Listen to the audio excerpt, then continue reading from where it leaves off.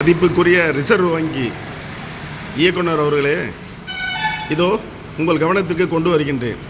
வங்கியில் ரூபாய் 13,850 கோடி கடன் வாங்கிவிட்டு தப்பிய மெகுல் கோச்சி குஜராத் வைர வியாபாரி பெல்ஜியத்தில் கைது. ஐயா, என் மனைவியின் பெயரில் 13 ஆண்டுகளுக்கு முன்பாக ஒரு இடம் வாங்கினேன். அதை 13 ஆண்டுகளாக கட்டினேன்.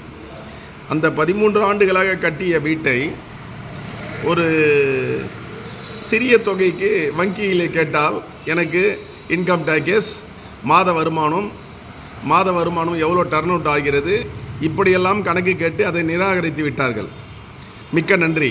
ஆனால் இந்த குஜராத்திலே இருக்கக்கூடிய, அதாவது பாரத பிரதமர் மோடி அவர்களுடைய ஊர், அங்கே இருக்கக்கூடிய ஒரு வைர வியாபாரிக்கு 13,800 கோடி, அதாவது இது வாரா கடனாக சேர்க்கப்பட்டது.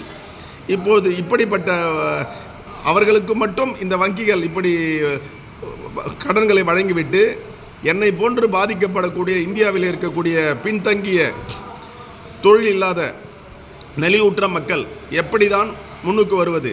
இந்த வங்கிகளின் கெடுபிடி.